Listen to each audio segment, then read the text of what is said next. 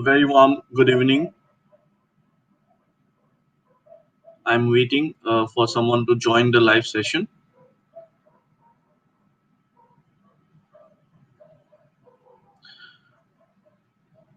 As you all know that we are conducting the live classes for sociology optional subject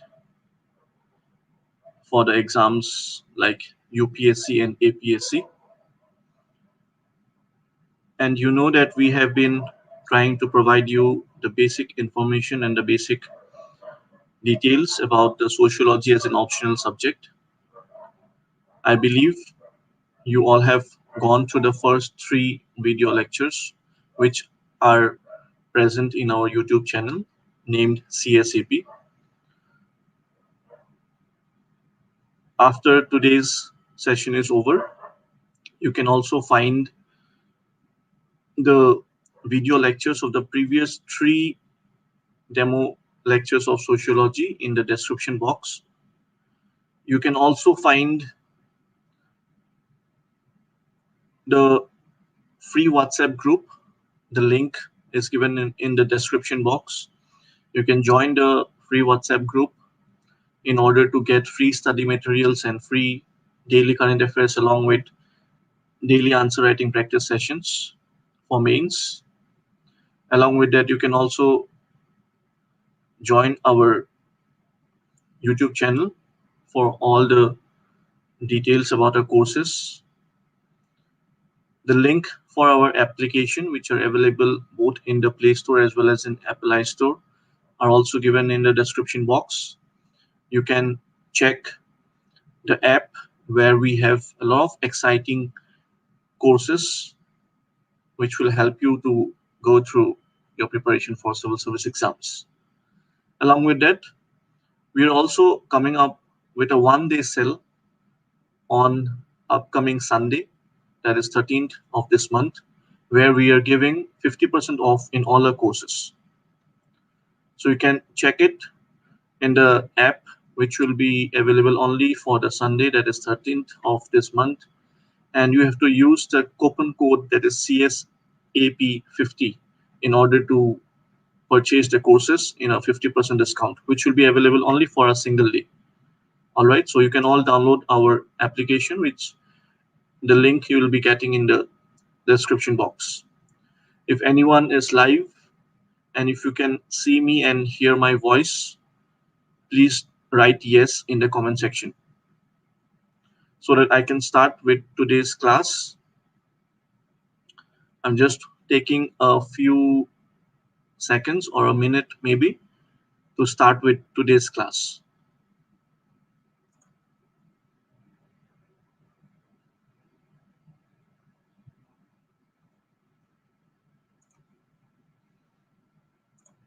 If you are able to hear my voice, please write yes in the comment section. Okay. So a few of you have joined, so we can proceed with the class.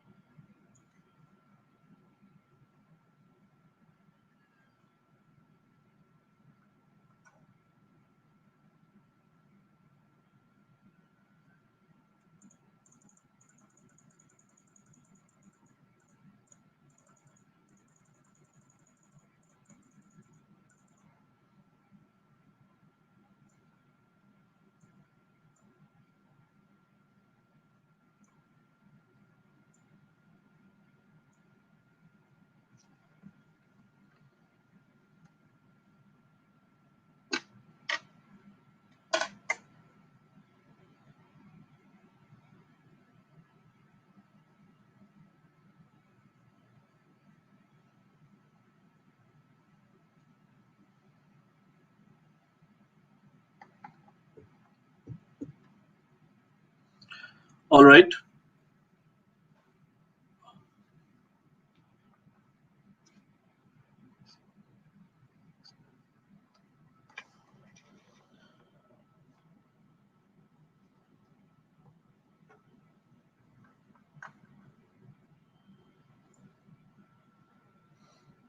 Okay, so I think you have already visited or watched the last three lectures because there is a continuity between the last class and today's class.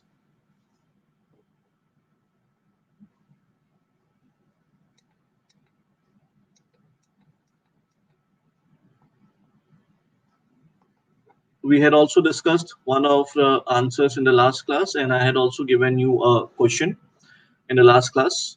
I hope you have tried to write the answer. I'm not checking anyone's answer. I have checked a few of the students' answer as of now. But as soon as the WhatsApp group will be formed, probably from next Monday, okay, because as promised, we are giving you the 5 free demo classes, which will be over by next Sunday, that is upcoming Sunday.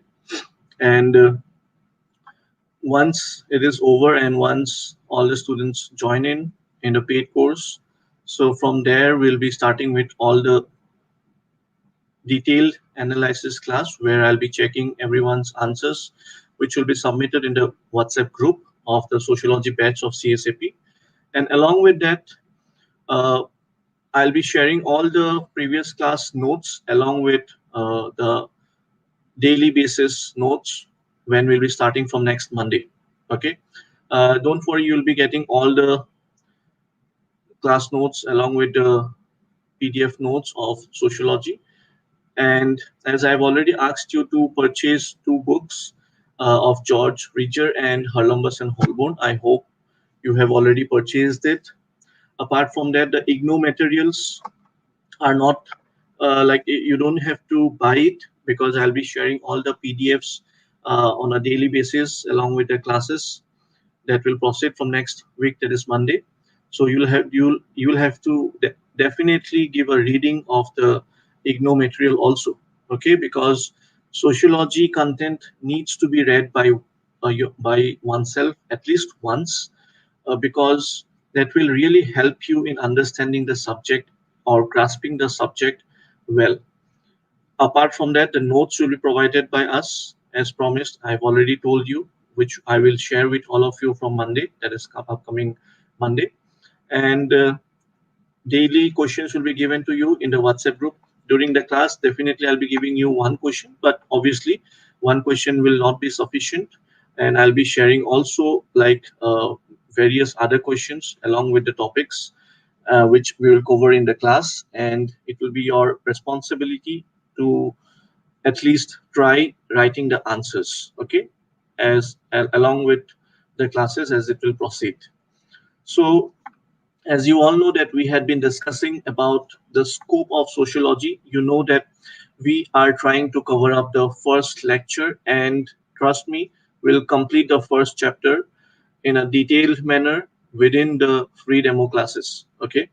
So today we'll be uh, almost completing 80% of the first chapter. Only one topic will be left. I think that will be common sense and sociology, which is again a very important one. Okay, and you can definitely get 40 marks out of 250 from the first chapter, and this is an average. It is coming every year at least 40 marks from the first chapter. All right, so that means with the completion of 5 classes, our 40 marks coverage will be over. Okay, for paper 1 out of 250 in mains, whether it is UPSC or APSC. So from Monday, we'll be starting with chapter 2, which is a very important one. I've already told you that the first 4 chapters are very important, okay? Because the rest of the entire subject is all based and dependent on the first 4 chapters. So if anyone who is very comfortable with the first 4 chapters will do really well, because the other chapters are only the application part of the first initial 4 chapters of paper 1, okay, whether it is paper 1 or paper 2. And similarly in paper 2 also, the first chapter which deals with the different scholars of paper 2, that is the Indian sociology, will be also very important, similar to the first 4 chapters of paper 1. Okay, so I hope you all are enjoying the classes, and without wasting much time, let us now proceed ahead with today's class. As you know that we had been discussing the scope of sociology, okay, in the in the previous class, we had already discussed about the dimension of sociology from the different places perspective.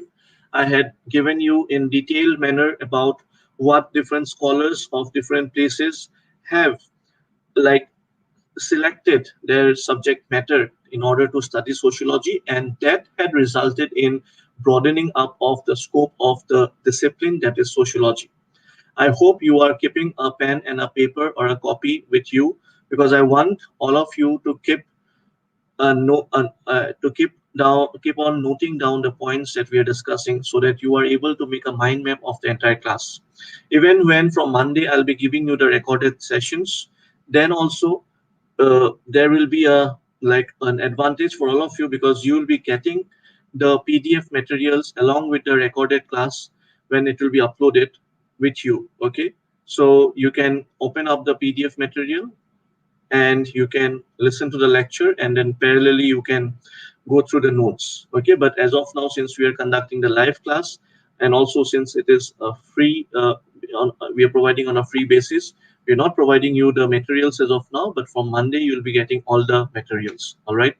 For example, if I show it to you about the materials of today's class, okay, I'm sharing the screen with all of you. So today's lectures is also the notes are ready.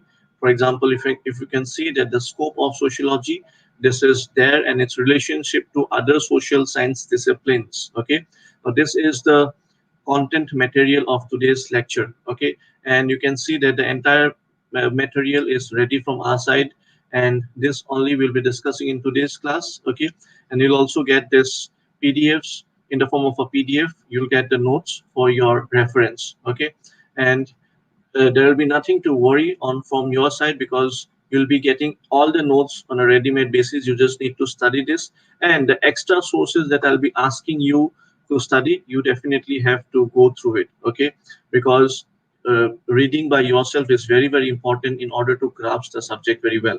Okay, so coming back to the today's lecture, uh, as we had been discussing the scope of the subject. Okay, so here we all need to know that like understand the subject that is sociology, or a discipline that is sociology, in order to understand the scope of the subject. Okay, and we know that the sociology, what, like if I ask you, for example, what is sociology? Okay, like we all know, and as I've already told you, that it is like a systematic study, right? Sociology, if I just want to like concise it and let you know about the subject, that what we understand by the subject.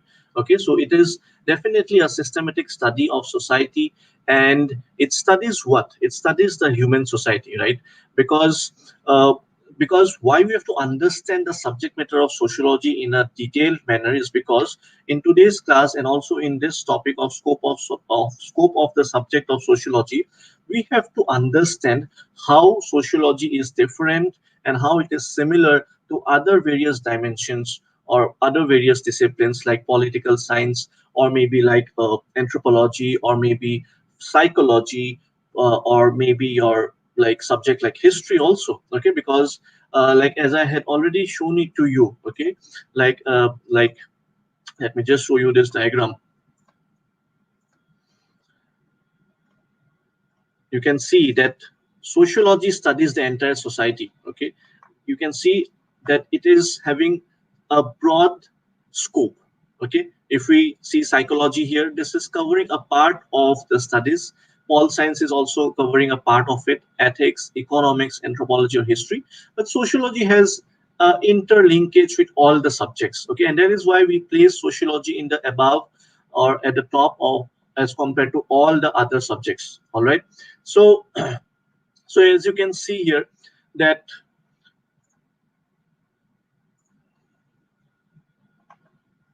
the scope of this subject is so broad. Okay, so we have to understand the scope in a great detail. Okay, so please listen to what I am going to tell you now, and I hope you'll be also noting down the points. Okay, don't worry about the PDF or the notes. You'll get all the notes from Monday onwards. Okay, So sociology, as I told you, it is a systematic study of the society, and it studies definitely the human societies as an interconnected whole. Okay, because as I've already shown you that it is having a connection with all the different dimensions of the society. For example, political science, anthropology, economics. Okay, for example, if I just give you a basic example, like what economics deal with. Okay, what economics deal with. Now there you will know that economics is dealing with, for example, the buying and the selling of different products, right? But that dealing is also having some sociological interpretation. Okay, and that is what will be studied by the sociology. Okay, for example, at today's time period, you must all be aware about the concept of gender budgeting. Okay, in our budget system also we have a concept of gender budgeting. Now what is the gender budgeting? Why do we need a gender budgeting? Because we know that the budget or the economics which is run in our country needs some special emphasis on the female part, all right, for their specific development, for their specific upliftment. And that is why a new concept of gender budgeting has evolved. But who recommends this type of new concept of gender budgeting? Definitely, it has to be the sociologists, right? Otherwise, the economists themselves have to be the sociologist if they're not referring to any sociologist. Okay, but normally what happens? All the different amount of facts, all the different amount of interpretations are normally put forwarded by different sociologists over a time period, and it is also taken as as suggestions, and the policymakers will definitely tries to implement it. So you see that there is a direct linkage between different subjects and sociology. Okay, because it is a interconnected whole. And also, what is the interconnection? Like how society and individuals interact with each other. Okay, that is the basic interconnection that we need to study, or that is the broad scope of the subject.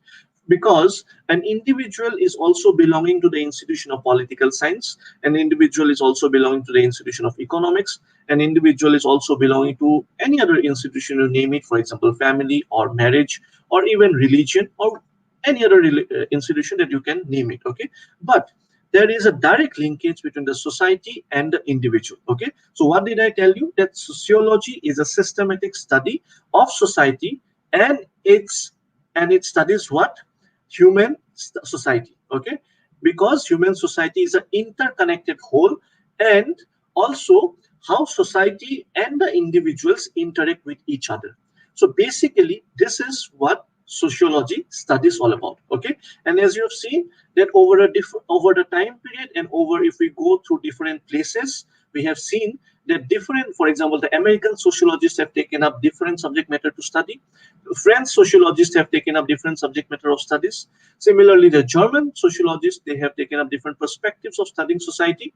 Okay, and similarly, in a time period which I will tell you, which I will give you the entire timeline today during the last part of today's class. Okay, that how the sociology has evolved with time and how the subject matter of sociology has changed over the time period. Okay, because initially when the subject was founded, okay, initially when the subject was founded, we all know that thinkers like Auguste Comte, Emile Durkheim, Herbert Spencer, they were trying to build up a structure. Okay, they were trying to build up a structure because they were trying to study sociology from a macro perspective. Okay, but gradually over a time period, when we see different scholars coming like Max Weber. Okay, now Max Weber was trying to study society from a micro perspective. He was giving more emphasis on the individual. Okay, what an individual thinks, what are its meanings and motives. So we have seen that over time period, sociology transited from macro to micro. But again, gradually, after a particular time period, when we'll see thinkers coming like Talcott Parsons and Robert K. Merton, they will try to assemble both macro as well as micro, and they will try to give you a synthesis, okay, out of both the like macro sociology and the micro sociology. So that is also talks about the scope of sociology, both in the form of macro, micro, as well as the combined form, that is macro and micro. Okay. Now, a sociologist, if I tell you, is interested in the general study of social behavior of groups, right? Because why we have to know this? Because we are trying to study the scope of subject of sociology. Okay, so if I ask you, like a sociologist, he or she, what is the subject matter on which the person is interested? Okay, and it is and a sociologist, by, like, if we summarize, okay, a sociologist, we find that is interested in the general study of sociological behavior of groups. Okay, now the group can be either large or small. Okay, and it can be even like a nation. Okay, when we say a group as a nation, as a large group, it can be a nation, it can be even the entire world. Okay, or it can be a very small group, maybe a family, or maybe just a small neighborhood. Okay, or maybe a classroom, that can be a small group. But a large group can be the entire, for example, the Hindu religion. Okay, that can be a large group of study. Okay, so what a sociologist will study? The sociologist will definitely focus on the social behavior of the group. Now these are keywords, you need to keep on noting down these keywords. Okay, so a sociologist will study what? Social behavior of groups. Okay, or the groups can be either large or small. Okay, now what they will try to understand, they will try to understand the daily life. Okay, or the social life of every day. Okay, so this is what the basic subject matter or the scope of sociology, if we just try to summarize in one or two lines. Okay, now if we just focus on a general study. Okay, now general study also implies that other social science disciplines. Okay, because why I'm trying to focus on the general study, because you know that when we are studying the in today's class topic, when we're discussing about the scope of the subject, we also have to relate sociology with the other subjects. Okay, now other subjects we can consider as the general study, right? Now general study can imply other disciplines, like which I've already told you, like, okay, there are different subjects, but sociology takes up a broad view. Okay, because sociology is above and the other institutions are below. Okay, which are the general studies. Okay, now sociologists like seeks or tries to study the society and to analyze. Okay, because sociology is studying what? The society and the social behavior of different groups, and they're trying to establish a social relation. Okay, that have a pattern. Are you getting it? Because otherwise, why we will study sociology if there is no pattern? And also, why this pattern establishment is required? Because we have seen in the previous classes that the founding fathers of sociology, what they were trying to do, they were trying to study the social change of different societies, and they had seen that when the social change were happening, now there were various reasons why social change was happening. There can be reasons like enlightenment, renaissance, or French Revolution, or Industrial Revolution, or different forms of like other social changes like urbanization and so on. Now we have seen that this has also created a lot of problems in the society, and there was social disorder created or generated in the society.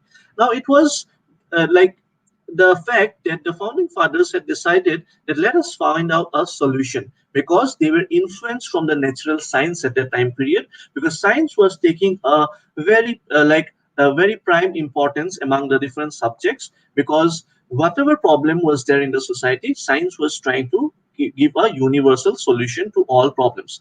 That is why the sociologists also thought that we will create a pattern which will be a universal one, and we'll try to find out the solution out of this all the social disorders. Okay, so sociology seeks to explore how and why societies emerge. Okay, and how they change. Okay, now in brief its scope includes study of social groups, social institutions, and social processes. Okay, now when I am telling you these three terms, social groups, social institutions, and social processes, this is the summary of the entire discussion that we have done till now. Okay, so this should go in your notes. Now what is the scope of sociology? Because scope, or what is the scope of sociology, if I just ask you in one liner answer, you can just tell me that it includes like the study of social groups, social institutions, and along with that the different kinds of social processes. Okay, now the scope of sociological study is very wide. It is extremely wide, if I will tell you. Okay, it can focus its analysis on interactions between individuals, right? For example, as I told you, like it is having a scope of studying the social group, or now who is there in a social group? There are individuals or social agents, right? We all individuals belong, act as a social agent. Okay, because the society guides our behavior. Okay, now if I tell you, for example, if we study between for example, a relationship or a behavior between a teacher and a student. Okay, now you can see that there will be established pattern of behavior between the teacher and the student. Okay, or it can be like any other example also you can take. All right, now, or if you can even take between two family members, for example, between a father and a son or a father and a daughter. Okay, now this, like this, if we study this behavior pattern, okay, we can establish a fact that there's a pattern of behavior, okay, between two social agents within a social group or within a social institution. For example, if we talk about a social institution like religious institution, if you go to a religious place, for example, if you meet a priest, okay, now there also you can establish a pattern of behavior between the priest and the worshipper. Okay, we'll go to a religious place, whether it is a temple or a church or a mosque or a gurudwara. Okay, so you can establish. So the point that I'm trying to tell you is that we can establish a pattern of behavior between two social agents. Okay, or overall also we can generalize in the manner that if we talk about the economics as an institution, there will be a pattern of relationship between a shopkeeper and a buyer. Okay, and between a buyer and a seller, everyone will try to behave in the same pattern. Okay, now scope of sociology is more in the direction of analysis of social problems. Okay, that is the second point that we can note down. It is that sociology will not just study and try to keep it. Okay, now sociology will try to analyze, okay, that why this pattern of behavior is there, and if there is a problem in it, okay, if there is a social problem associated with it, then sociology's scope will also try to understand or establish the fact that why this social problem is there. Okay, and like sociology will also try to establish that over a time period or over different places, okay, how these social problems have evolved, and the initial founding fathers will also try to bring out a solution for it. Okay, but for example, if I tell you Emile Durkheim tried to use social fact as a tool in order to study different social problems like suicide. Okay, because we know that Emile Durkheim was studying suicide in great details. Okay, and he tried to put emphasis more on the society rather than the individual in committing a suicide. Okay, and that is why we call Emile Durkheim as a macro sociologist, because he is putting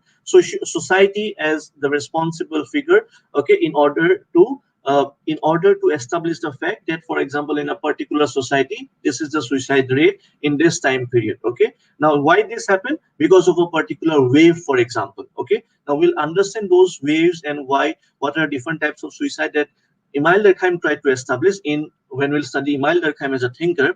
But now what I'm trying to tell you is that Emile Durkheim was trying to give more emphasis on the society and not on the individual. And this is how he established sociology as a discipline different from psychology. Okay, because why? Psychology will say that it is only depending on the individual's mindset why a person will go and commit suicide. But Emile Durkheim will say no, it is completely wrong. In fact, it is a society. Okay, it is a particular society on which the suicide rate is dependent. Okay, we will establish the fact also. For example, he established the fact that if you belong to this religion, your suicide rate will be like this, and if you belong to that religion, your suicide rate will be like this. Or maybe if you belong to this time period, your suicide rate was this. If you belong to that time period, your suicide rate will be that. Okay, so he is trying to establish the fact that how society is also connected. Okay, because I had already told you that it is an interconnected whole between different social groups, social institutions, social processes. Okay, now this has also been like interpreted, okay, differently by different scholars. Now that is what I have already told you, that sociology is interpreted differently by different scholars, because sociology, we cannot consider a particular statement in sociology as the truth. Okay, if for me this is a particular this if there is a fact which is right, for a different society it cannot, it may be wrong. Okay, so it is interpreted, and that is also which increases the scope, it broadens up, it widens up the scope of the subject. Okay, now some view its scope in the form of social action, while others view in the scope of social facts. For example, as I told you, that social fact is being utilized by Emile Durkheim, all right, in order to study the society. But Max Weber is not using social facts. Max Weber is using what? Social action. Now this is what the difference will come out. Okay, for example, when I'm talking about Emile Durkheim, the social fact is being used by Emile Durkheim in order to make a structure of the entire society in a macro view. Okay, but when Weber is trying to bring in his tool, that is social action, he is trying to give more emphasis on the individual, that is the meanings and motives of the individual. And that is what we say Weber's field of sociology as the micro view. Okay, but when we'll talk about Talcott Parsons in the thinkers classes, we'll discuss all these thinkers in great details, nothing to worry. Okay, but when Talcott Parsons will talk about his tool, it will be social system, and which will have both the combination of macro as well as micro. Okay, now like when we are understanding this, we also need to know that the early sociologists had two prime concerns. Okay, and that is, as I had already told you, the scientific analysis of society, right? Because uh, at that time period, the natural science was putting a lot of influence. Okay, so the sociologists were trying to use the scientific methodologies. Okay, and that we'll study in chapter number 2 and 3, that how sociology can be treated as a science and what were the different methods which the sociologists used in order to study or take forward this discipline. Okay, now for example, again, if I give you another example of Karl Marx, for example, okay, now according to Karl Marx, the scope of sociology is to study what? Now Karl Marx के लिए वो completely अलग है scope of study, because Karl Marx, as I told you in the last class, he was an economic determinist. Okay, everything, anything happens in the society, he will try to relate with the economics, and in economics, he was trying to relate with the mode of production. Okay, now what is mode of production according to Karl Marx? That we'll discuss in great details in chapter 4. But in simple terms, if you understand mode of production has two components. One is the forces of production, and the second is the relationship of production. Okay, for example, in the production, there is a relationship between buyer and seller.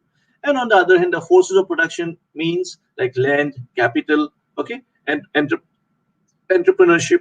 All right, so there are also different forces of production now, which can be also changing with time period. Okay, now Karl Marx के लिए जो scope to study society है वो completely अलग है. Okay, for example, as Emile Durkheim was using social fact, Max Weber is using, for example, social action. Karl Marx is using the mode of production. All right, now this is what you can understand that, and this is also like what we have revised of the last class about the entire scope of the subject in great details. Okay, so scope of sociology was defined differently by different scholars. Now this is what you need to write in your answer. Okay, if there is a question on scope of sociology, you definitely need to write. It can be your introductory line also, that the scope of sociology is different as per different scholars of different time periods.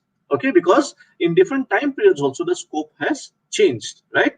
So during the, and that is how you start your answer. Okay, so during the, for example, if I tell you like during the evolutionary phase, okay, the like evolutionary phase मतलब जब हम लोग email दरखाम की बात करेंगे, एक August com की बात करेंगे और हर्बर्ट स्पेंसर की बात करेंगे. Okay, so during that time period we all know that sociologists try to understand society in terms of what?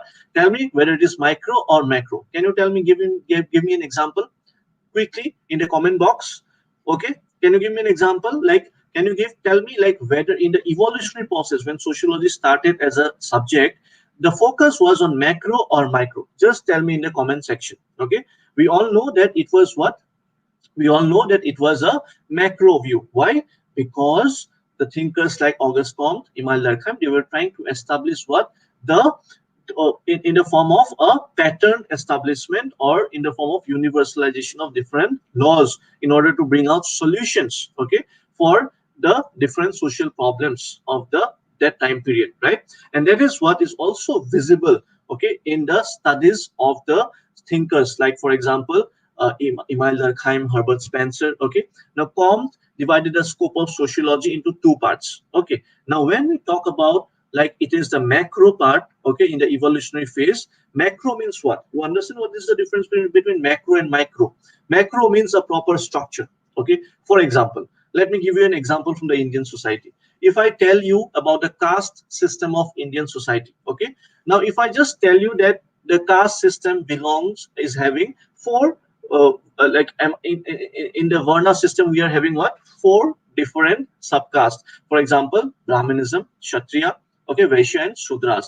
So this is what this is it looking like a structure? Yes, definitely it is looking like a structure because it is a macro view. Okay, we can see caste as four pillars or four sub pillars, but if you go deep in the field view, okay, if we study MN Srinivas, okay, when we'll study in paper 2, there is a very important scholar called as MN Srinivas. He will show that this is not the reality of caste.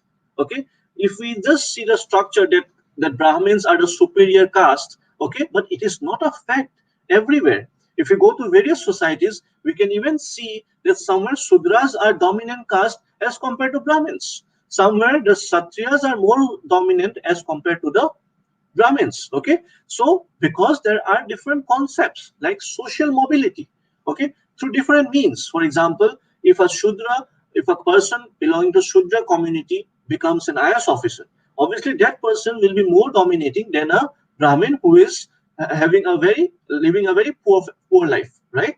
Now that can happen in a group phenomena. Now, sociology is never about the individuals. It always deals about a group, okay, about a group phenomena. So when this social mobility takes place, okay, now this can, in fact, if we talk about the different land reforms, okay, different land reforms which were brought forward in the post-independence in our Indian society, that made a lot of like Dalits get a dominant status in the society because they got a lot of lands, and we know that land is a prime source of power, right? And that is where the Yadav politics got originated in our Indian society. Okay, now there are what am I trying to tell you is that when we go deep down in the reality, okay, and not we are not restricted to the structure. That means we go in the inside, that is at a micro level. We understand the behaviors of the in social agents. We understand their social action. We try to understand from the meaning and motives. Okay, here we get a different perspective of sociology, and that is the micro view. I hope by now you have very well understood. Okay, so when I'm telling you about the initial part of the evolution, when the subject got evolved, and when we talk about the founding fathers, they all tried to study sociology in a from a macro perspective. Okay, and that is why Emile Durkheim, okay, studied sociology as two parts. Okay, one is social static, that the society somewhere is a part, there is a part which is static or it is very much stable. Okay, but on the other hand, there are also the social dynamics or the changes, okay, or the changes. For example, if I give you an example, okay, in the economics, okay, in the economics, for example, the relationship between the buyer and the seller, can't you see that it is a static relationship? Everyone in all time periods are negotiating and like bargaining with the buyer. Between there is always a negotiation and a bargaining taking place between a buyer and a seller. So this is a static part. We don't see any change. But if we talk about different dimensions of economics, for example, if I talk about the different forces of production, okay, now initially, for example, maybe at one particular time period, land was the most important. But you can see that now, as with the evolution of technology, there are changes in the forces of production. Okay, right now I'm sitting at my home and I'm just using a laptop and a webcam and a microphone, and I can produce a classroom by sitting here. I don't need a land, I don't need a classroom, or I don't need anything else. Okay, so you can see that this is also something I'm producing, and there are forces of production. All right, so there is a change happening. Now this is a dynamic aspect of the society. So Emile Durkheim has divided the scope scope of studying this subject, that is sociology, into two parts. That is the social statics, okay, or the stable aspect, or the social dynamics, that is the changing aspect. Okay, and in the last class also I had told you that how Herbert Spencer, okay, he also tried to study society from a different perspective, and with very compared with the organs of a human body, right?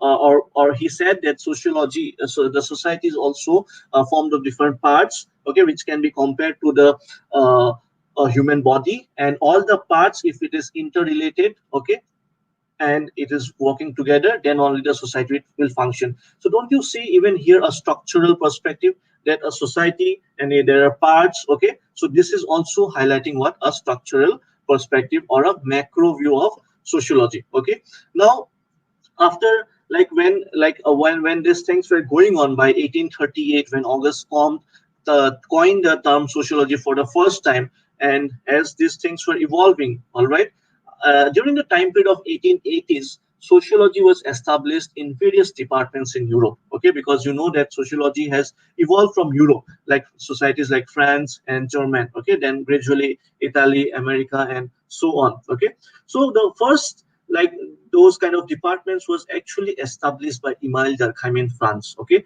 and this led to a wide academic discourse in a systematic manner, and its scope was expanded. Okay, because now what will happen again, because first time in around 1880s, okay, the department of sociology was established by whom? By Emile Durkheim.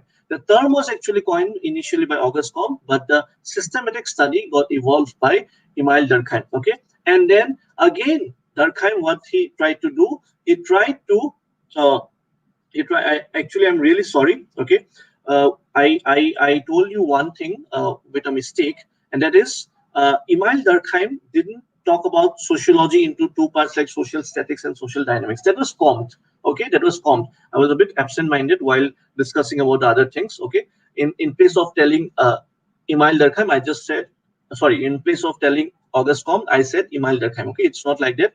The things that we discussed, social statics and social dynamics, it was actually told by who? It was told by Auguste Comte, okay, when he established sociology, the term sociology in 1838, okay, and this is also macro view. Then came Herbert Spencer, and then when Emile Durkheim, okay, established the Department of Sociology in France, he also brought this, brought this structural dimension of sociology and made it very much, made it what? Made it a like a made it from a macro perspective. Okay, sorry, a call was coming, so I got distracted. Okay, so during this time period, the Emile, like in the Department of Sociology in France, when Emile Durkheim established it, okay, so he also tried to divide the scope of sociology into a structural aspect, that is from a macro perspective. Okay, and then divided into three parts. One was your social morphology. Okay, one was your social morphology. You can just keep on noting down, you'll get the notes by Monday. Okay, after the WhatsApp groups are created.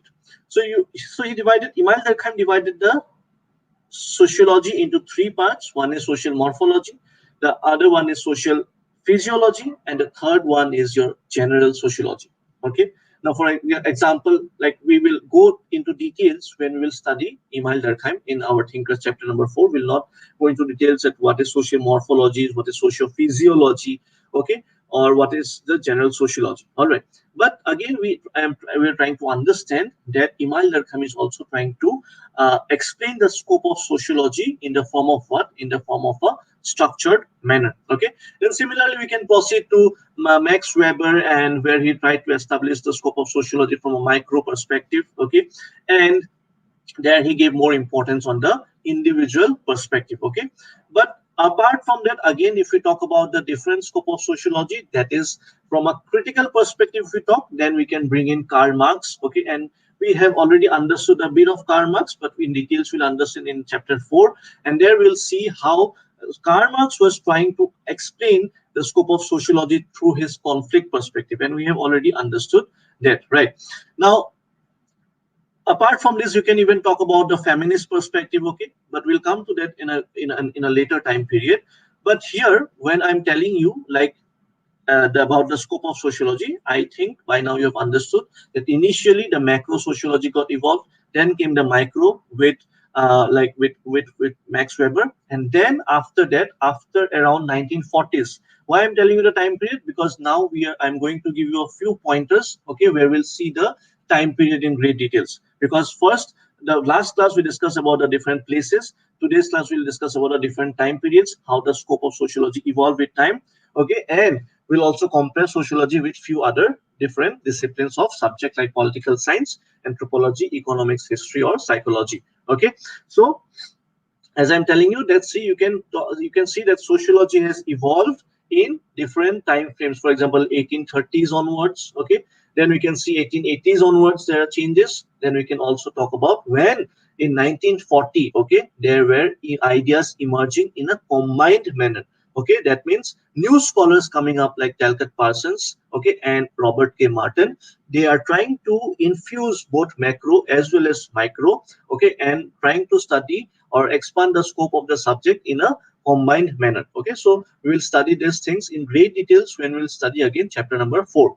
Okay, then again during 1960s we can talk about that feminist scope of sociology got evolved, okay, with some radical alternatives, okay, because we know that like there are some radical sociology coming up under the domain of feminist study of sociology, okay, and then gradually we can see that what is the modern behavior or the postmodern, okay, the postmodern, like the scope of sociology, how it has evolved. All right, so for example, if I will just brief the entire discussion, okay, in this discussion as like last class, I'll just give you the pointers in just 10 minutes or so, so that you can just note it down, okay, for the ones, because the ones will be in the paid course, you will get the PDFs from Monday, but but since we are already doing it in a free manner as of now, till Sunday, till the 5th class, let me give the pointers to the ones who are watching it for free. Okay,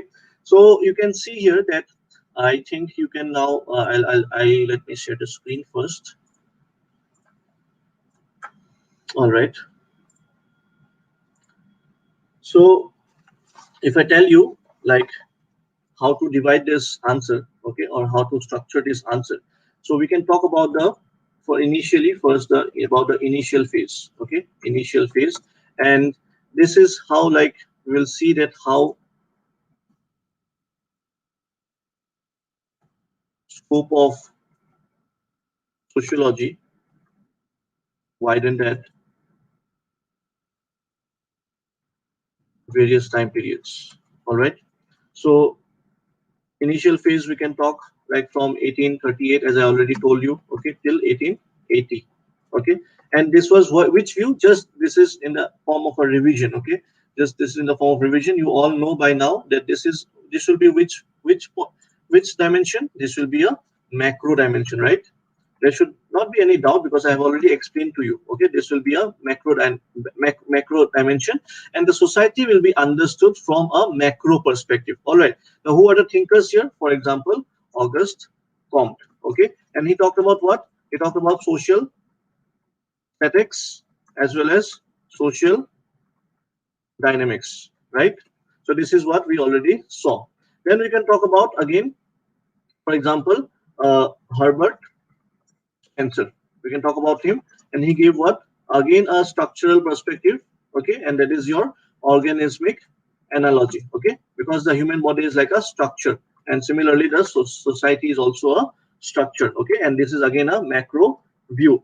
Apart from that, we can talk about, for example, now this was the initial phase, okay, this was the initial phase where a lot of was importance was given on scientific methodology, okay, methodology, and especially if I tell you on quantitative quantitative approach. Now what is this quantitative approach? We'll understand in great details in chapter 3, okay, because it is all about the research and different technologies, and there we'll understand the different scientific methodologies like quantitative as well as qualitative. But by now you must be very comfortable with this term, that quantitative means facts and figures, and okay, which is very objective in nature, but qualitative will be what? Very subjective in nature. So like thinkers like Max Weber, when he is saying like when he's studying the society with an interpretative approach, where he's trying to bring in the subjectivity or the individual like meanings and motives, so there we can talk about like the qualitative approach. All right, now along with this, okay, along with this, this entire phase was mainly in like for putting more emphasis on science, and it was also like or maybe we can use a different term for scientific methodology, as I already discussed in a previous class, okay, and which we can say like the use of empirical observation, okay, this is also a term that you can talk about. All right, so this is what the first phase looks like. Now in your answer also you can write like this, that the scope of sociology was this, okay. Then if we go to the second phase, if we go to the second phase. Okay, now second phase will be like from 1880s. Okay, from 1880s to 1940s. Now why so? Because because during this time period there were new new departments. Okay, departments coming up. Okay, and you know that the first department was established by whom? Established by Emile Durkheim, right? Emile Durkheim, who was a French sociologist. Okay, where did he establish? France. So now what will happen? So now the scope of the subject will get more widened up. Yes, because now more and more systematic study will be done. Okay, so widening of scope will take place again. Okay, widening of scope will take place again. Okay, because why? You can just write it down. Because of systematic study of society. Okay, because of systematic, because once a department is set up, so obviously now things will gradually take place in a systematic manner. Okay, and here also in this phase also macro school will continue. Okay, macro school will continue, and then we can talk about here about thinkers like Emile Durkheim. Okay, we can write about thinkers like Emile Durkheim. We'll use social facts. Okay, all these things we'll understand in great details. Nothing to worry. Okay, in chapter 4, what is social fact? How Emile Durkheim used social fact. Okay, in order to study different social problems or different social changes of the society. Okay, so we can definitely write about him. Then, in fact, in this second phase, okay, there will be also Max Weber. Okay, Max Weber, and who will start with your micro view of sociology. Okay, micro view of sociology, and he will start the interpretative perspective. Okay, and what is interpretative perspective? Like you think from an individual's perspective. Okay, you will interpret if there is a social action taking place. Okay, what are the meanings and motives behind that social action? So the tool that he will be using will be your social action. All right, so this is again the difference, and you can see that how the scope of the subject is widening up with time period. Okay, so and also as this was widening up, sociology also got to be like taught in large number of universities. Okay, and that will also further widen up the scope of the subject. Okay, now apart from this, if I tell you during this time period, okay, now within this time period, now you can see that there are two different schools coming up. One is macro as well as micro. Okay, so what will happen during this time period? Two schools will emerge. Okay, two school will emerge. All right, so one will be your formal school of sociology, and the other one will be your synthetic. Okay, synthetic of sociology. Okay, why this is taking place? Because we can see that in this second phase of sociology, since the scope is widening up, along with that we are seeing that one group is studying from a macro perspective, the other group is studying from a micro perspective, right? Okay, I hope you all are with me. Are you understanding? If you're understanding, please do write yes in the comment section. If you are with me and if you are able to hear me well and understanding the things in a detailed manner, please write yes in the comment section. Okay, so what we are discussing about the two schools coming up. Okay, one is a formal school of sociology and the other one is the synthetic school of sociology. Now what will formal school of sociology talk about? Okay, this formal school of sociology will focus on what? It will focus on your macro sociology. It will focus on macro sociology. That means the structural part of sociology. Okay, studied by whom? Studied by whom? Can you tell me who will study this? Who will study from this perspective? Obviously, thinkers like Durkheim. Okay, thinkers like Durkheim, and he will divide the sociology into two parts. Okay, that is your social morphism. Social morphism. Okay, then he will divide the society into the other part like as social physiology. Okay, physiology, and the third part is your like general sociology. I'm just giving you an example how he has divided the society into three parts in when he is studying. For example, when we are talking about social morphism, okay, it will talk about like the density of population. Okay, what is social morphism? It talks about the density of population, for example. Can you see a macro thing here? Okay, the density of population is a macro figure. Okay, you're not going down deep in the like in the within the demographic. You're just studying from a density of population. So that is again a macro view. Okay, and so the amount of data or the facts that they were collecting was also highlighting what the macro viewpoint.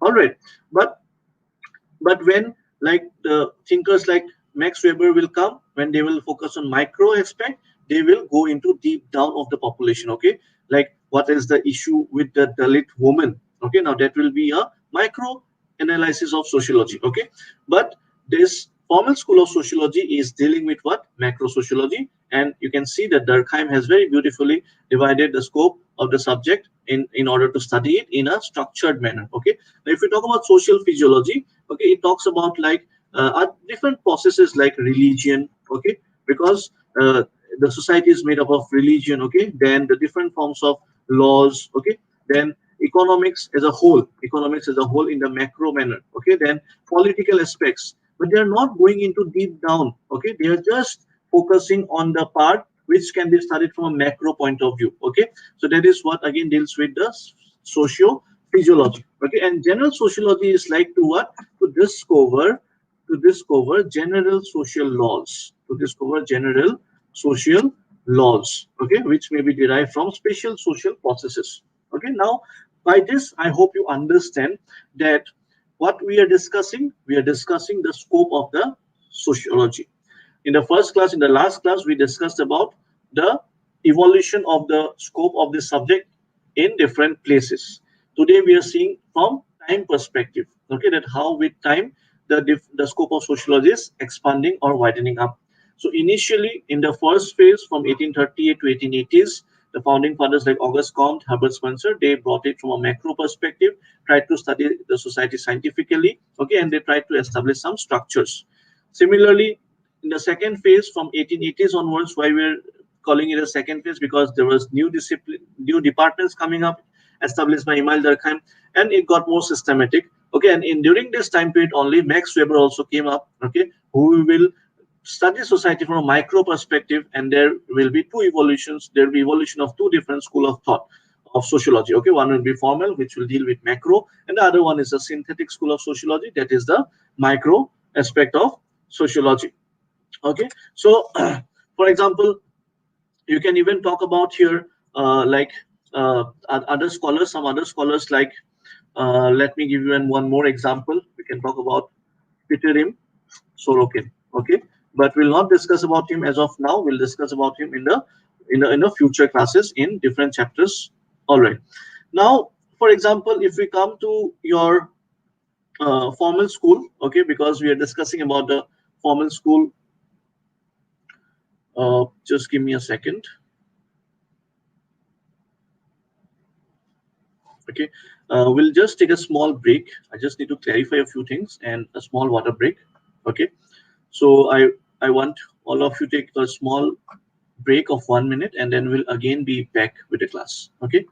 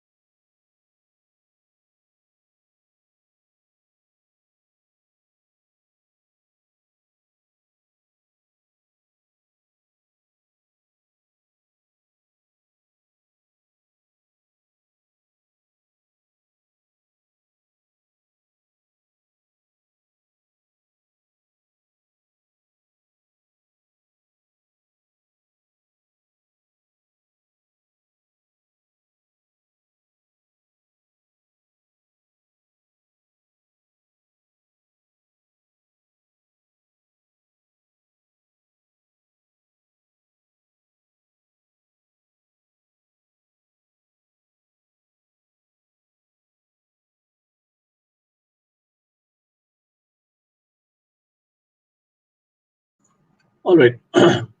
So I hope you all are back, so we can proceed with the class, because there was a small mistake, like what I was saying, because I'm covering a lot of sources. Okay, I'm covering a lot of sources, and some sources are have portrayed the formal and the synthetic in a wrong manner. Okay, and that is where even I was confused in the last one day. So I'll clarify it to you, because because if in fact if you follow some notes of Delhi based institute, okay, for example Vajiram, or like other institutes, there in the notes it is wrongly highlighted, like Max Weber as a like as a macro thinker. Okay, so Max Weber cannot be a macro thinker, because he is giving prime importance in the meanings and motives of the individuals. Okay, he is going down deep and focusing on the individual behavior. Okay, so it talks about the micro viewpoint of sociology. All right, now when I'm telling you, let me share the screen with all of you. When I'm telling you about Durkheim and Iterim Sorokin, okay, it is not the formal school of sociology, it is the synthetic school of sociology. Okay, why I'll tell you. And Max Weber and all will come in the formal school of sociology. Okay, so this dimension of synthetic school of sociology deals with the society in totality. Okay, it deals society in totality. All right, and that is why we get the macro view. We get the macro view. So please correct it in your notes that this will be it will be the synthetic school. Okay, this will not be the formal school.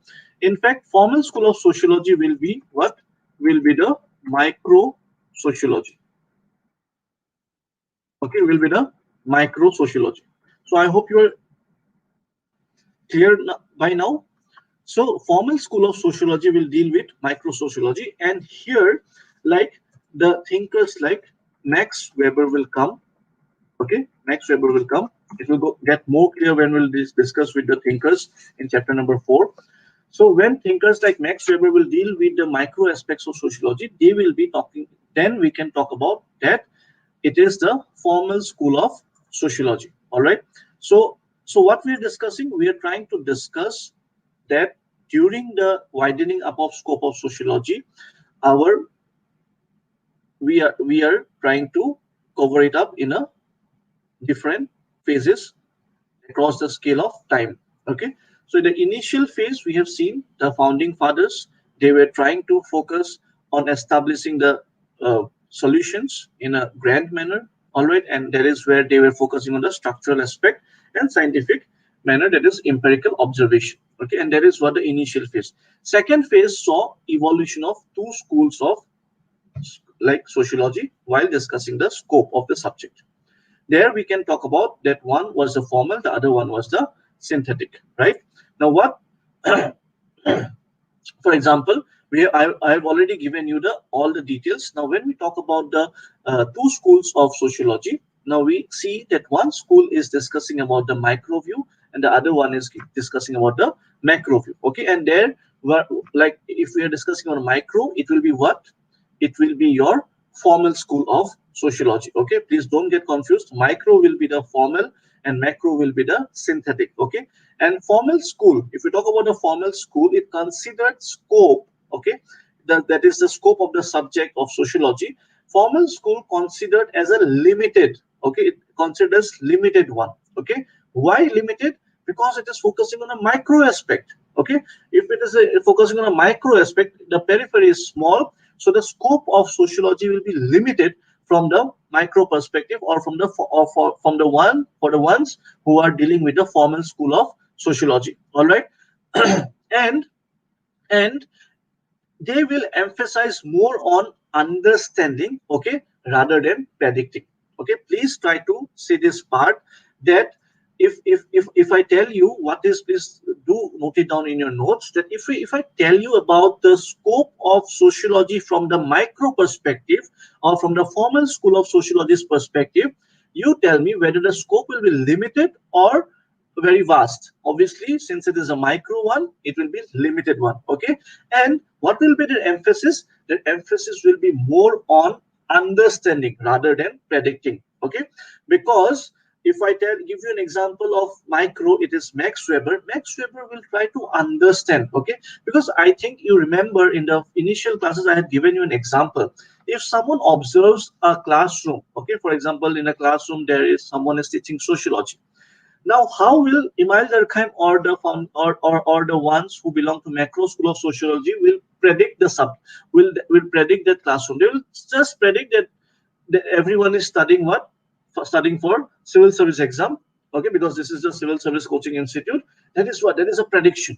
Okay, but if we bring in Max Weber, okay, Max Weber will not try to predict.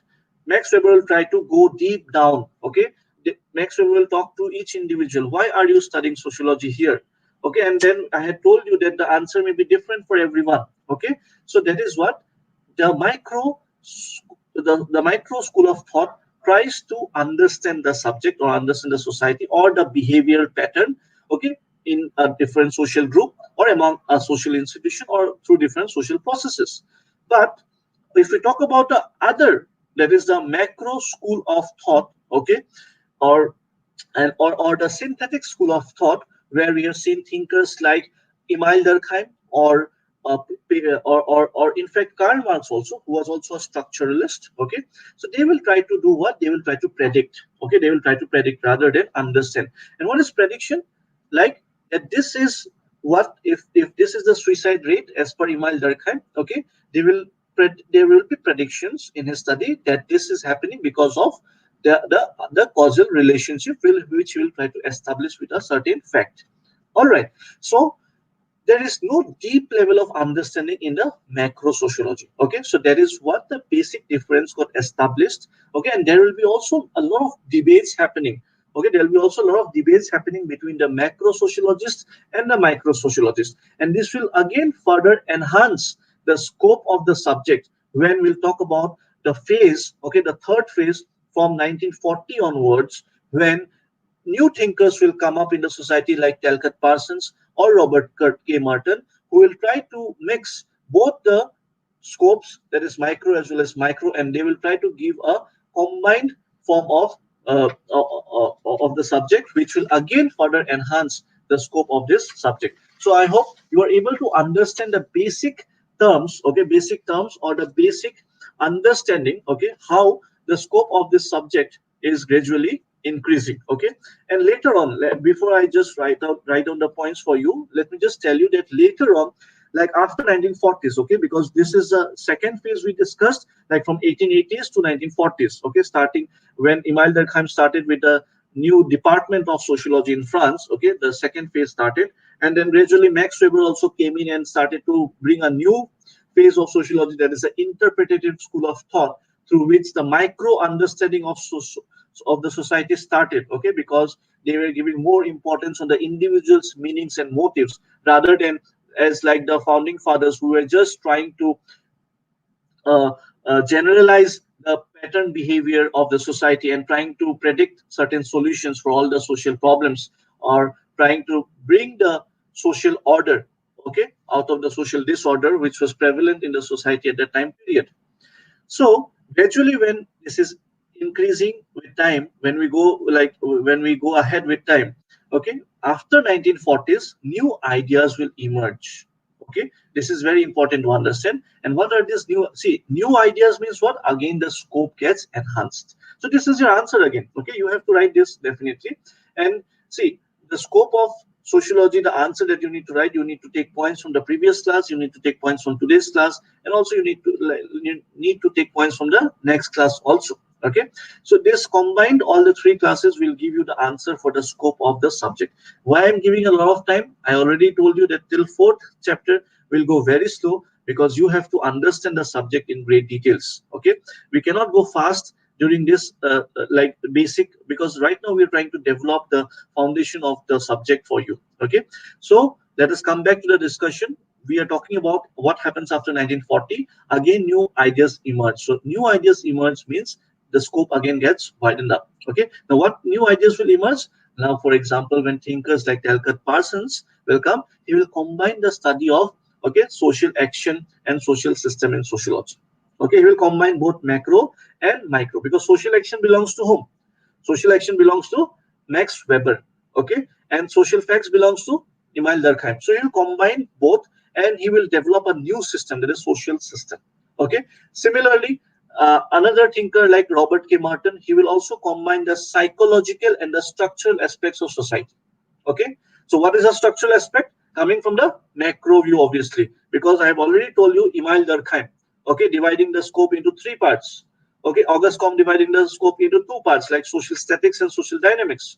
Emile Durkheim dividing into three parts, like social morphology, social physiology, and general sociology. So this is what, trying to study the subject in a very detailed and structured manner.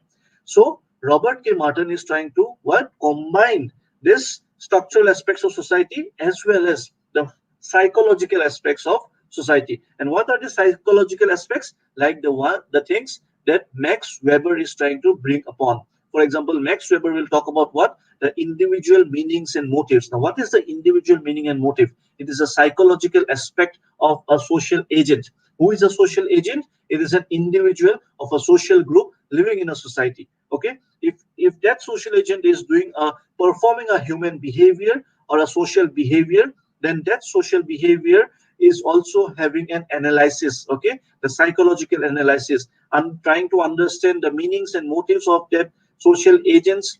Okay, what that agent is going through and why that social agent is performing a social behavior in a social group, okay, or a social institution. All right, and this combination of the psychological and the structural aspects will be done by Robert K. Martin, and this will be again like widening up the scope of the sociology, okay, in the upcoming time period, that is towards 1940 onwards. Okay, so this is where, for example, we need to like discuss about, or I'll just write on the points for all of you. So this was like synthetic school, you saw this. Then formal school of sociology deals with micro sociology. Okay, then here we talk about Max Weber. Now we'll not discuss on Max Weber today, because we'll discuss obviously in chapter 4 in great details about Max Weber. Okay, then we have also some other thinkers, okay, in Max like in this formal school of thought. For example, now for example, if I just write a word here, then he will talk about types of social action. Okay, because social action is his methodology. Okay, then after Max Weber, we can talk about George Simmel. Okay, he was like the founding father of the formal school of sociology, that is the micro sociology. All right, so you definitely need to know about George Simmel. Okay, and George Simmel will also try to talk about from a very micro perspective. Okay, then we can talk about like there are other thinkers also, but we don't have to go on in details about all the different thinkers, but definitely you need to talk about. Let me just take out my notes here, okay, so that it will be easy for all of you uh, to show. Rather than writing it down, I can even show it to you like here. Okay, so this is what we can talk about George Simmel. Okay, George Simmel is here. Okay, he is also formalistic school. I hope you can see this. He belongs to the formalistic school and is headed by German sociologist George Simmel. Okay, so you can see that the formalistic school is headed by German sociologist George Simmel. And according to him, okay, sociology should confine its study to formal behavior instead of studying actual behavior. Okay, that means he is just trying to mean that we need to study from a micro perspective. All right. Now, like within this formal school of thought, they try to classify the human behavior into two forms. Okay, like what they said was, one is your associative and the other one is your disassociative. Okay, for example, they'll try to understand the different human behaviors through like cooperation. Okay, cooperation is an associative form of behavior. Compromise is also an associative. That means you're associating with someone. Okay, or if you're adjusting or negotiating with someone, that means you are associating. But if you are in a competition, if you are in a fight, if you are in a if you are in a war with someone, okay, then that is what disassociative. All right, but there is also a combination of both, and that is your between associative and dissociative. For example, the environment of a classroom. All right, because in a classroom there is also like friendship. At the same time, between friends there is also competition. Okay, so both associative and dissociative can be seen in the classroom environment. So this is what was actually talked about by thinkers like Leopold Van Weiss, okay, Leopold Van Weiss and George Simmel. Okay, now this is, you can know about this, you'll get it in the notes. This is not very complex, very easy to understand. And there was one more thinker. Okay, there was one more thinker. For example, we can even talk about Ferdinand Tonis. Okay, we can even talk about Ferdinand Tonis in the formal school of thought. Okay, why I'm giving you these thinkers? Because it is always very important to mention the thinker's name. For example, you have to write this part. Okay, if you can write at least 3 4 thinkers name, you'll get very good marks as compared to someone who will write maybe only 1 or 2 thinkers. Okay, now he also tried to, like, as you can see, this associative and dissociative, Ferdinand Tonis also tried to understand the society from two perspectives. One is your Gemeinschaft, okay, one is your Gemeinschaft, and the other one is your Gesellschaft. Okay, nothing to worry.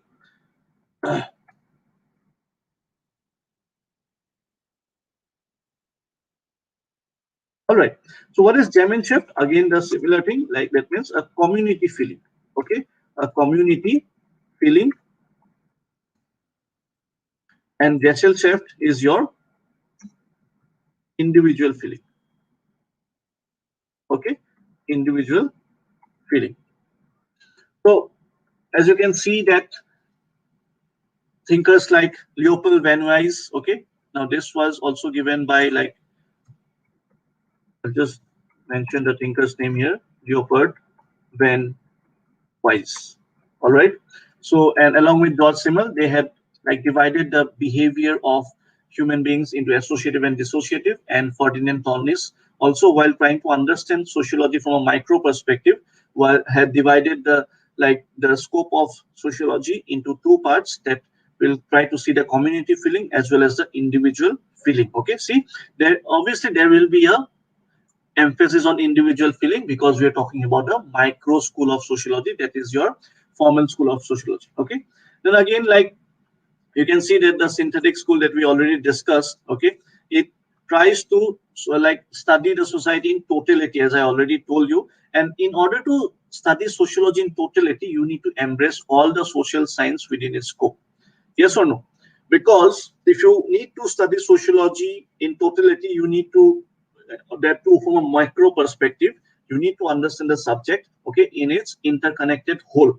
And that is why the next topic that we are going to proceed now is about the comparison of sociology with other subjects or other disciplines. Okay, because synthetic school also talks about the synthesis of all social science. All right, and you can see here that how they will establish the macro perspective, like different thinkers like Karl Mannheim. Okay, well, you can always quote down the thinker's name, you'll get it in your notes. Emil Durkheim. Okay, and if you can quote at least 2 3 names, you'll definitely get some good marks. All right, then we all have this understanding of how Emil Durkheim, okay, like, opines that scope of sociology has 3 main divisions, and as I've already told you, social morphology, social physiology, and general sociology. Okay, the descriptions are also given here. What is social morphology, what is social physiology, and general sociology, I've already explained it to you. Okay, and you can also give some extra further readings on Peter M. Sorokin and Karl Mannheim, okay, from the macro school of sociology, or the, you can talk about synthetic school of sociology. All right, so that is what we had to discuss about the initial phases. Okay, and this, with this we come to an end with the third phase. Okay, now, like, as I had already told you that this was the formal school, and after that comes your third phase. If I just write it down here, okay, third phase, and this is from when? This is from 1940s onwards to 1990s onwards. Okay, you can always write down this time period in your answers. This will definitely fetch you some good marks. Okay, and here you can talk about Talcott Parsons. Okay, you can talk about Talcott Parsons. Then here, what happened? The blending of formal and synthetic, okay, schools of sociology.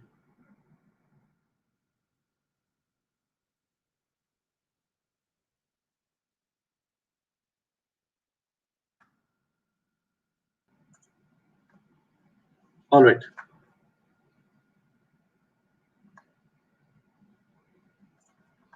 So this Talcott Parsons is blending of, like, as I already told you, that the third phase will be, we'll see what? We'll see the mixture. Okay, we'll see the combination of both formal, that is the formal and synthetic, that is both like macro and micro. Okay, so this third phase we will see thinkers, and we'll study in the thinkers chapter in great details of Talcott Parsons, and we can even talk about Robert Martin. Okay, we'll talk about him.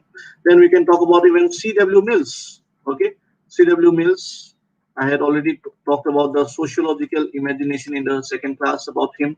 Okay, so because he will also use both macro as well as micro. See, if you know it, you can write it so well. Your answers will be so enhanced with your content. Okay, and this is what the basic things about sociology. All right, so it is just about the first 4 chapters and nothing else. Believe me, once we'll reach chapter 5, we'll just enjoy. You'll start enjoying the subject. Why? Because it is just the application part. Okay, like what Talcott Parsons will talk about on politics, what Max Weber will talk about on politics. There will also be some small thinkers coming up in some of the in some of the topics, obviously, but overall it will be all about this classical thinkers. Okay, who are the classical thinkers? For example, the 6 thinkers, we can talk about them. Okay, obviously Karl Marx, Simmel, Durkheim, Max Weber, and so on. So we have to understand them in great details. Okay, how they started, why they started this. All right, so for example, if we go into like the third phase, that is the like third phase, we can talk about C.W. Mills, his sociological imagination and everything. Okay, and within this time period, there was a further extension of the scope. Okay, further extension of existing schools. Okay, along with the along with the scope of the subject. Okay, so here what happens? So here, like, we can talk about different formal schools. Okay, and different uh, like synthetic schools. Here I can give you 2 examples. Okay, the extension under this, and here we can talk about ethno methodology. Okay, this will study in great details in upcoming classes. Okay, ethno methodology, and also phenomenology.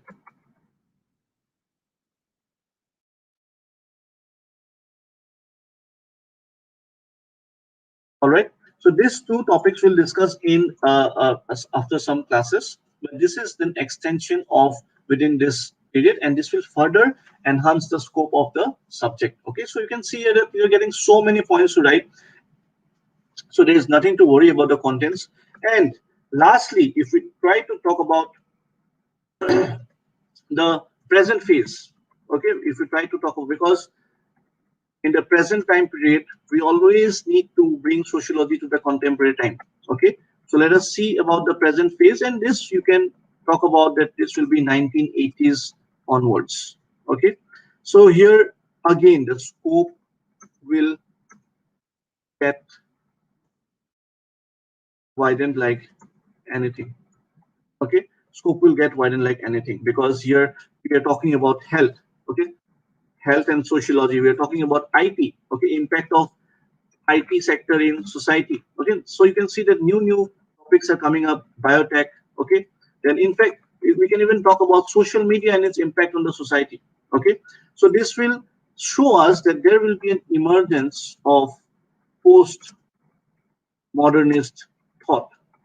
Okay, postmodernist thought, and there will be like somewhat different. Their topic, their scope will be somewhat different as compared to the thinkers who comes to the modern time period. Okay, and modern time period, I mean that who came from right after industrial revolution, because industrial revolution has generated a lot of modern scholars. Okay, so we'll study about them in great details. Okay, about the postmodernist sociologists also. So here, if I give you some examples, for example, we can talk about Jacques Derrida. Okay, we can talk about him, Jacques Derrida. In the very first class, I had spoken about him. Then he talks about the deconstruction of society. Okay, we'll understand him later on, not now. Then, in fact, we can talk about Michael Foucault.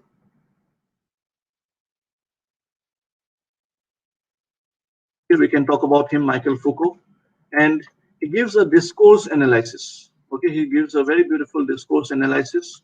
So you can see that the scope is changing again. Okay, then we can even talk about Ellen Ryman. Okay, and he studies sociology from a multidisciplinary approach. Right? Then we can even talk about like some conflict perspective in the present time period. Okay, and we can also talk about the feminist perspective here. Feminism will understand great details later on again. So this is how like the scope has widened up. And I'll tell you one thing, that the scope of the subject can always be studied by comparing sociology with different subjects, definitely. Okay, because what we are doing right now is trying to understand the scope of sociology from a different place perspective. Okay, how the scope has changed from France to America to Italy to like Germany, how the scope of sociology has widened out, changed from or in different time period, like if you compare it with the initial phase from 1838 to 1880s, then in the second phase 1880s to 1940s, then from 1940s in the third phase to 1990s around, and in the postmodernist phase, that is the present time period, that is 1990s onwards. So we see that the scope of sociology has changed and has widened and expanded with the time period, right? Because new dimensions have evolved, new methodologies have evolved, okay, new perspectives have evolved. Okay, so definitely the scope of the subject has widened and expanded. So that is somewhat what we need to carry it to our home. Okay, and definitely we need to write these points in our answer. So the scope of sociology is very broad. That is what we can understand. It is somewhere it is micro, somewhere it is macro. Okay, and along with thinkers there are different subject matters coming up. Okay, the sociology can study even suicide, which otherwise the psychology would have claimed that suicide can be only a subject matter of psychology. It cannot be studied by sociology. But Immanuel Durkheim has proved them wrong, and he has studied suicide as a subject matter within sociological dimensions, and he has shown it. Okay, similarly, we can talk about gender budgeting. Okay, economists will say that this is a topic of economics only, but no, there is also sociological dimension to it. Okay, so that is what that when we study sociology, okay, from a broad perspective, we see that the scope is very, very broad, and it is very, very, very much widened. Okay, now in order to understand the scope of the subject again in a detailed manner, we also need to understand, okay, the scope of this subject, that is sociology, by comparing sociology with other subjects. And this is the last topic of the first chapter. Okay, the sociology we need to compare with other subjects, that is political science, economics, or history, or anthropology, or common sense. Okay, and also the last topic, that is sociology and the difference and similarities with common sense. Now you can definitely get around 40 to 60 marks of questions right from the very first chapter in your APSC as well as UPSC. Okay, so we are on.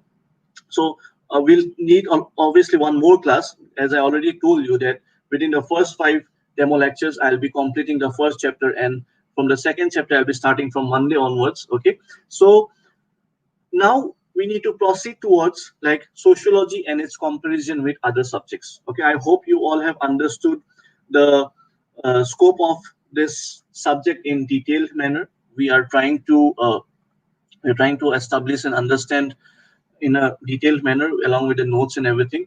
So now let us proceed. Okay, now let us proceed. Like what is the scope of this subject if we try to compare it with the other social sciences? Okay, now for example, first of all, if we come to like sociology and economics. Okay, first of all, if I come to sociology and economics, now there you can understand that if I just briefly try to tell you what is economics. Okay, you all understand what is economics, right? Economics is the study of production in society, right? Because what does economy study? Economy studies the production, okay, the buying and selling, right? That is the basic aspect or the scope of economics as a subject to study. Okay, but sociology studies all aspects of society. Okay, so economics will be a subset. Okay, as you all can go back to the diagram that I had showed it to you, economics is only a part of the shadow put. If there is a shadow of sociology, economics will only held a part of that shadow. Okay, because economics study the production of the society, but sociology will study all the aspects of society, right? So, or maybe economics may study like how man earns and spends money, okay, or the earning behavior or the spending behavior, okay. And economic activity is also a social activity that is very important for us to understand, okay. Because why we can say, because what is the linkage between economics and sociology? Because in economics, or whatever the subject matter of economics is, okay, even if it is a spending behavior, or even if it is a earning behavior, or you go to a restaurant, okay, you are going there and you are eating something, okay, now that is an economic establishment. But don't you see some sociology in a restaurant? Definitely there is sociology in a restaurant, okay. Or even if you are anywhere, if you are in a classroom, if you are in a religious place, wherever, in whichever uh, as like subject matter you are, sociology has something to do with that subject matter, okay. And that is why we need to understand the scope of the subject again by comparing with the other dimensions, all right. And this, and you see, the first class we talked about the different places. Today we talked about a different time period. And third part, we need to understand the scope of the subject with by understanding or by comparing with the different subjects, and see how beautiful and how matured your understanding will be with this chapter number 1 after we are done with this comparison of sociology and other subjects, okay. So when we are talking about sociology and economics, we have already understood that economic activity can also be a social activity. Why? Because if you're talking about production, a production also includes or involves some social relations, isn't it? Because a production cannot happen only through a machine, okay. In an entire production process there are humans involved in it, okay. And when there are humans involved in it, so definitely we know that these human beings or the social agents are guided by certain norms and value systems, okay, put forward by the society. Okay, so as I already told you that when we're discussing about a pattern behavior, okay, what is that? This pattern behavior is because of the norms and values, okay, put forward by the society. Okay, now for example, like if there is a behavioral pattern in consumption, all right, now you will also see a pattern there. Okay, for example, can you see a pattern in middle class consumption and upper class consumption? Yes, definitely there will be a pattern of consumption. How the upper class consumes from the economy or from the market will be completely different from how a middle class person will consume from the market. And similarly, a lower class, a person coming from a low class background family will consume in a different format, okay, as compared to middle class and upper class. Okay, so this is what, this is again, you can see that within the consumption behavior, there we can see that that the social and cultural values of a particular social agent is also depending on the consumption behavior, that is economics. Okay, so you can see that economics and sociology is again clubbed together. But however, if we talk about like the classical economic calculations, sometimes which exclude various social costs and benefits, okay, which economists they try to, because for example, if you are going and trying to study economics from a very raw dimension where you are only focusing on the economic aspects, there the economists definitely have to avoid the external factors. Okay, so for example, in an economic, for example, if I give an example, okay, in economics, for example, if you're trying to talk about the GDP, okay, the growth, like the gross domestic product, okay, don't you think that if in a particular society there is a particular rate of suicide, okay, or if there is a particular pattern of health issues, or for example, if there is a particular pattern of pollution happening, don't you think that will also impact on the gross domestic product of the society? It will, definitely it will. Okay, but but classical economists do not consider these external factors. That suicide, okay, or immature death of the youths, how it will impact the GDP. Okay, because this is again the study of sociology.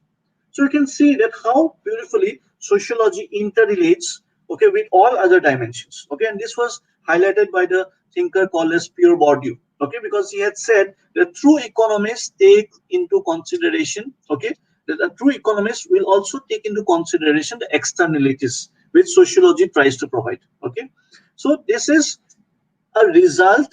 Okay, as a result, we can say that sociologists have a more like a nuanced approach, we can say, of studying the economic institutions, which otherwise it would have sound similar, right? Because, and that is why bringing the sociological dimensions, okay, again develops a interrelation or a linkage between sociology and, for example, economics. Okay, so one thing we can again talk, for example, I gave you the example of the class structure. We can even take an example of from different countries perspective. Okay, for example, in India, okay, in India, if there is like capitalism, okay, the India's form of capitalism, and if we discuss about Japan's form of capitalism, there is a difference that we can talk. Okay, because Japan's form of capitalism is more of a nationalistic perspective. Okay, but India's form of capitalism is not of a nationalistic perspective. Okay, for example, if you're going and buying something from the market, okay, if you're paying some money into the market, you're not doing it for the country. Okay, you're doing it for your own self pleasure, or because there is a compulsion for you, okay, that you have to go and buy this product. But in Japan, what happens if someone is like the capitalism which is happening in Japan is for the nationalistic perspective. The Japanese population or citizens are very, very patriotic and nationalistic. That is something we all know, right?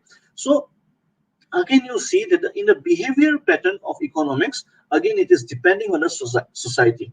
Okay, it is not simply in an isolated manner that we can talk about that economics or the behavior pattern will be same everywhere. No, it is not.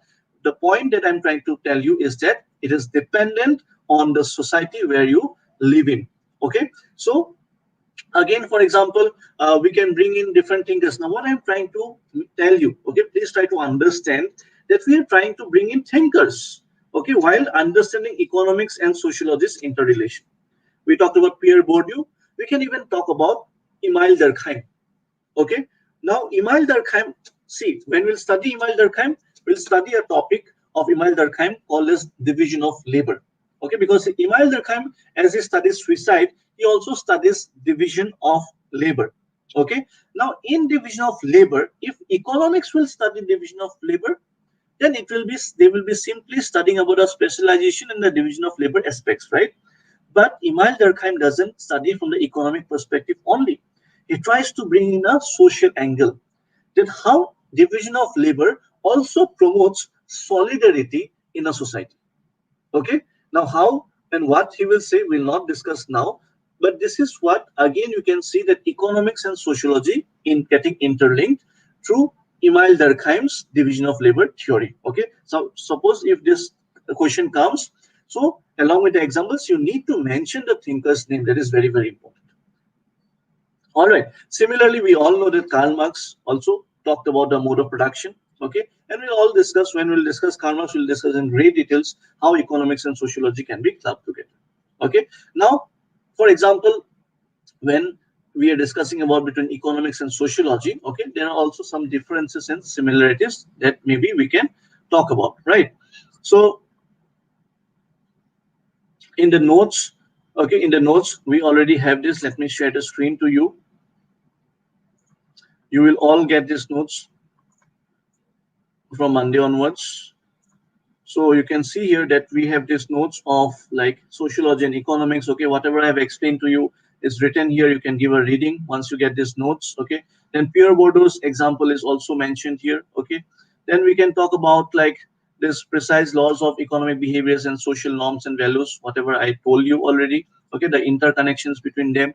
There are also certain extra amount of informations given. You can give a reading if you want, but again, you will not get a scope to write so many things. Okay, our notes will be like a lot. Okay, but you can only maybe write 1/3 of it, because you have, because if there is a question of like 20 marks or so, you can only write for like 15 marks, you can write for 250 words. 10 marks, you can write only 150 words, for example. Okay, so you need to narrow down your words, and like you need to make write in a very concise and gist manner, but you have to again produce maximum content there. Okay, so you can talk about the differences between sociology and economics also, if you get the scope to write. Okay, sociology is a science of society. Now these are very easy things. I've already explained to you the relationship between sociology and economics. All right, so these are, now this becomes very easy. You can just give a reading when you will get the notes. So sociology is a science of society and social relationships, whereas economy is science of wealth. We all know this. Okay. Now you can also write these lines in your answers. Okay. Sociology is much younger science because sociology is just evolved in 1838, right? But economics is there prior to sociology was evolved. Sociology is an abstract science, whereas economics is a concrete in nature. You can even write this kind of lines. Okay. So I'm just leaving it to you. When you will get the notes, please do give a reading and add it to your notes. Okay. So this is what, like, the difference you can talk about between sociology and economics. So I hope you have already understood what we have tried to understand between but the very important part that you need to focus upon is that, suppose if this question comes, okay, so you need to bring in the thinkers. It is very, very important. Okay, so when we will study, now I'll tell you one thing. Okay, I'll tell you one thing here, that after completing the entire syllabus, okay, after completing the entire syllabus of sociology, you again need to come back to chapter number 1, because you'll understand chapter 1 in a, your perspective of understanding chapter 1 will again change, okay, after reading the syllabus, entire syllabus. Okay, because whatever we are reading in chapter 1 is actually distributed along the across the syllabus, okay, in different chapters. So after reading all the chapters in detailed manner, we again come back and study the different dimensions of chapter 1, and we study again from a more matured perspective. All right, so this is what is very, very important for all of you to do. Okay, I'll again give you a reminder later on when we will, like, complete the syllabus, obviously. So what we have discussed, so we have tried to understand the sociology and its scope from an economic perspective. Okay, so that is very important for you to understand also. All right, okay, so apart from that, like you can even add some recent examples. Okay, if there's a question on sociology and economics, you can add some recent examples, like I gave you the examples of gender budgeting. Okay, now it is like like there is also a branch of sociology called as economic sociology, okay, which deals with social aspects of economic life. Okay, for example, like there are also other emerging concepts which are like gender budgeting, okay, and even feminist economics. Okay, feminist economics, or in fact, when we talk about the concept of poverty, okay, there is also a concept of feminization of poverty. Now this is economic sociology. Okay, you need to highlight these examples. All right, you need to highlight these examples. That what is feminization of poverty? You don't have to describe it. Okay, now feminization of poverty is coming. Why? Because in our society, the life longevity of female is more than a male, and that is a fact. And since male members are normally the earning members of the society, or the family, so once a male member dies, okay, then the family gets into a poor state of, like in a poor state, and that is what leads into the feminization of poverty. Okay, as the female has to live for another 10-15 years without the earning member being present in the family. Now this is a fact happening in many of the families of a society. Okay, now there is again a feminist economists are, that's why they are coming up and trying to remove the poverty, feminization of poverty as a whole concept. Okay, so these are also emerging social issues, and that also builds up the relation between sociology and economics, and is again helping us, like, to know that the scope of sociology is so widened up. Okay, so first, scope of sociology, again coming back to what we are discussing, the scope of sociology got widened up among different places, it got widened up among different time periods, and it is again getting widened up across different disciplines of different subjects. Okay, so what we can conclude is, like, sociology and economics meet in a number of areas. Okay, so that is what we have definitely tried to understand. Apart from that, like, if we go to a different subject altogether now, for example, we can discuss about sociology and psychology. Okay, but from here we'll be discussing in the next class, that will be on Sunday. Okay, and we'll discuss like the other subjects like sociology, psychology, sociology, anthropology. sociology and history, sociology and political science, and last topic that will be asked will be your sociology and common sense, which is again a very, very important topic. Almost every year, one or two questions will definitely come from these topics. Okay, so I hope you have enjoyed the class. What we tried to understand the scope of sociology in a very, very broad manner, okay, across different phases of time period. And now we have also tried to understand sociology, and we are trying to understand sociology from a different perspective, that is interrelation with different subjects. Okay, so that is again a very, very important part of this chapter. So I hope you are like able to grasp it well, and you are able to understand it well. Okay, so if you ask me like what to study, okay, for this like chapter, for example, you can go back to IGNO again, okay, and there these chapters are there. Okay, you can follow it.